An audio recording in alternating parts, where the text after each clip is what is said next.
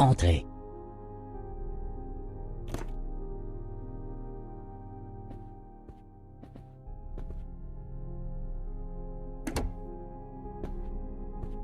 Peter, Lumumba a été mis aux arrêts. Il est actuellement en résidence surveillée.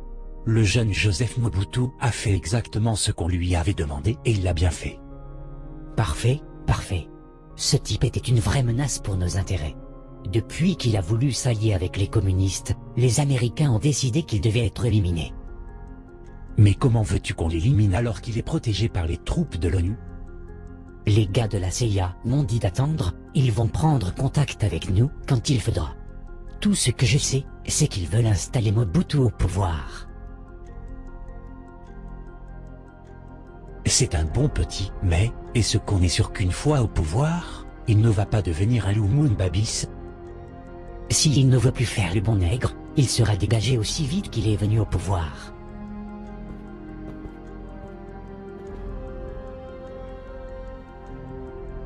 Dans tous les cas, faut régler ça le plus vite possible. Léopoldville est une bombe à retardement en ce moment. À partir du moment où à Bruxelles ils veulent l'élimination définitive de Patrice, ça veut dire que c'est qu'une question de temps. Nous tout ce qu'on attend, c'est l'appui des services secrets américains, et ensuite, on agira.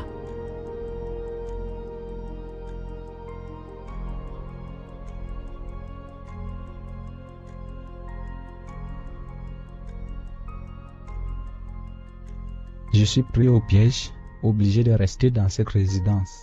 J'ai besoin de sortir, voir le peuple. Le Congo ne peut pas rester entre les mains de ces gens qui n'ont aucun respect pour l'humain.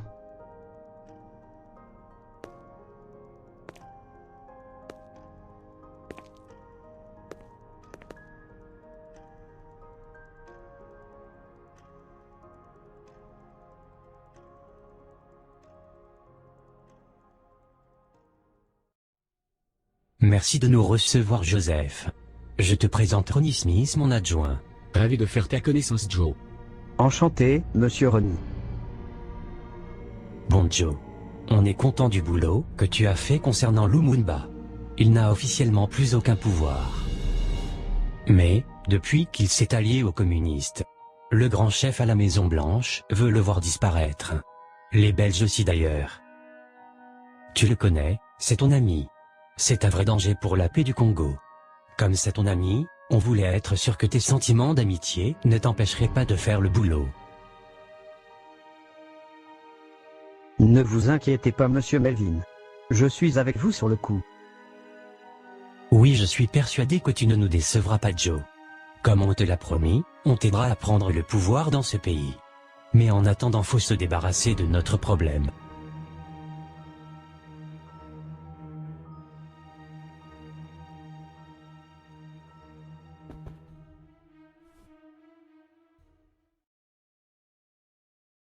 Ils sont prêts à tout pour se débarrasser de moi, même à retourner un ami et ancien partisan contre moi. L'amitié. Les faux amis sont comme des ombres. Ils te suivent dans la lumière, mais ils te laissent de côté d'accaparer la noirceur.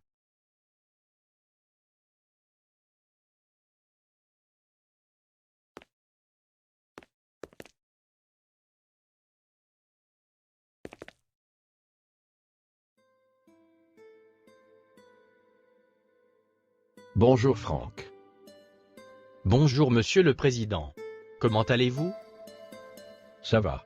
À part mon mal de dos qui me les brise par moments. Mais bon, pour un vieux loup de 70 balais, je me porte bien. En fait, comment va votre épouse? Elle va très bien Monsieur le Président. Elle se remet petit à petit de sa grossesse. Content de l'entendre. Donc, vous vouliez me parler de notre petit problème au Congo, c'est ça? Oui monsieur. Le fouteur de troubles nommé Lumumba a été neutralisé, il a été mis en résidence surveillée. Eh bien c'est parfait. Où est le problème? Le problème est qu'il est toujours en vie. C'est un grand orateur, capable de rassembler des foules autour de lui. Et le pire dans tout ça, c'est qu'il est allié avec les soviétiques. Franck, comme je vous l'ai déjà dit, vous avez carte blanche. Tout doit être fait pour préserver nos intérêts en Afrique. On ne doit pas laisser les communistes avoir de l'influence dans cette région du monde, c'est une question de sécurité nationale.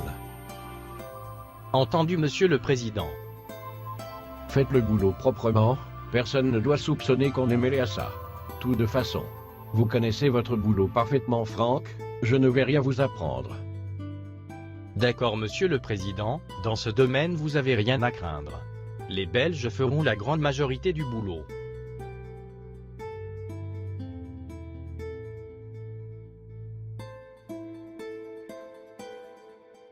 Il m'accuse d'être un communiste, comme si les communistes étaient des démons. Je ne suis pas communiste mais nationaliste. Et c'est l'impérialisme occidental non communiste et donneur de leçons qui nous oppresse depuis tant d'années. Mon immense souhait pour le futur est que les prochaines générations d'Africains comprennent que la colonisation va être remplacée par une autre forme de colonialisme encore plus machiavélique.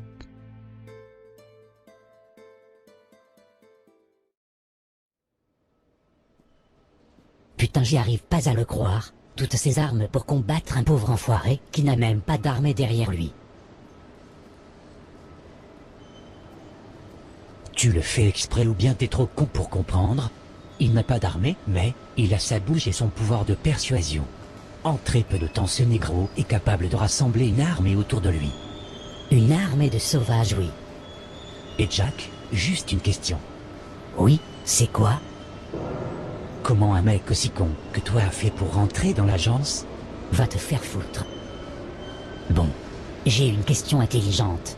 Qu'est-ce qui prouve que ce Mobutu ne retournera pas les armes et le matériel qu'on lui fournit contre nous? Il n'est pas aussi bête que tu le crois, il sait que s'il fait ça, il n'aura aucune chance contre nous.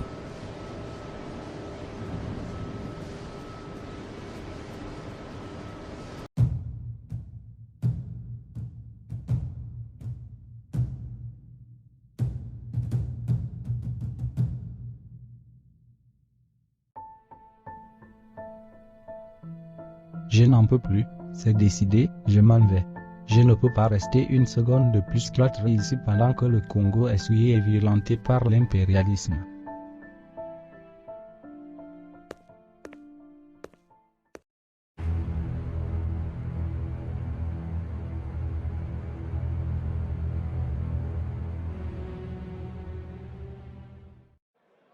Je suis sûr que ces connards de militaires de l'ONU sont complices. Comment l'homme le plus connu au Congo en ce moment peut sortir de chez lui sans être vu? Je ne sais pas, moi-même je me pose des questions, mais on va aider les troupes de Mobutu à le rechercher, on a les matériels qu'il faut. Tel qu'on le connaît, Satan va probablement aller dans la province du Kasaï où il a des soutiens.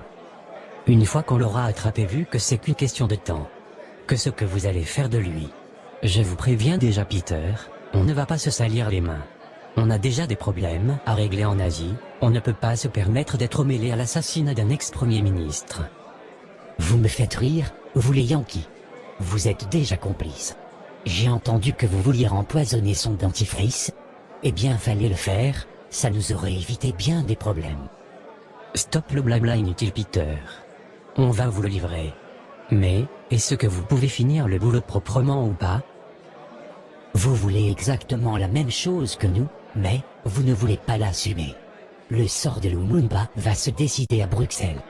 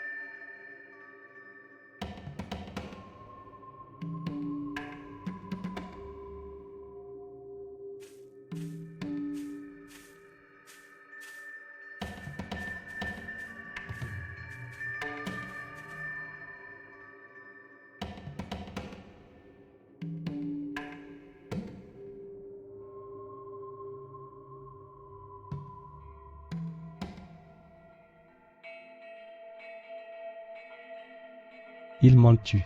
Leur but est de me faire disparaître, mais je ne courberai jamais l'échine. J'ai toujours gardé la tête haute.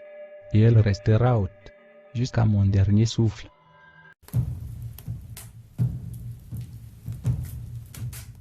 Monsieur le ministre, Lumumba a été capturé. Voilà une bonne chose de faite. On l'a transféré au camp militaire hardi de Tisville, avec 2 ou 3 de ses partisans. Monsieur le ministre, j'ai pensé qu'on devrait l'envoyer à Elisabethville. Elisabethville, il va se faire massacrer par Tchombe et ses hommes. Avouez que ça nous arrangerait que ce scénario se produise. Oui, ça nous arrangerait beaucoup même.